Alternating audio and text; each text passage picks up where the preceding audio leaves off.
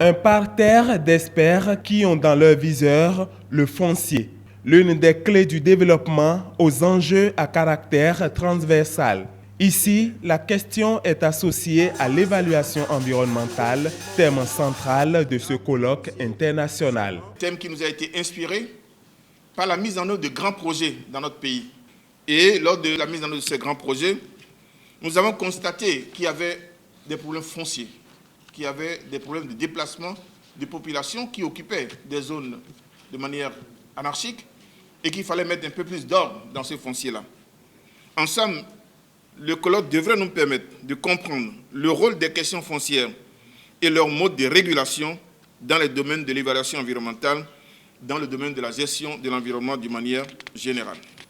Cette initiative découle d'une volonté politique de développer et de mettre en valeur l'expertise des pays francophones dans le domaine de l'évaluation environnementale et sociale, et qui, jusqu'à la création du CIFE, ne l'était pas suffisamment dans le cadre des instances internationales qui, souvent, sont d'origine anglophone ou de pays anglophones.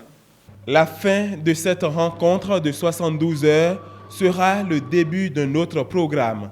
Il s'agira de former les participants sur le thème « Évaluation environnementale et enjeux fonciers, la géomatique comme outil d'aide à la décision ». Je formule donc le vœu que ce 22e colloque du CIFE et son atelier de formation de Cotonou apportent aux participants des connaissances et expériences complémentaires susceptibles de vous aider à améliorer la qualité des rapports d'études d'impact environnemental et social, à anticiper les conflits, à apporter des jugements plus pertinents sur la qualité de ces rapports des US. Le Bénin, qui s'est engagé dans une série de réformes pour l'amélioration du cadre de vie des populations, accueille pour la deuxième fois ce colloque du CIFE après le rendez-vous de 2001.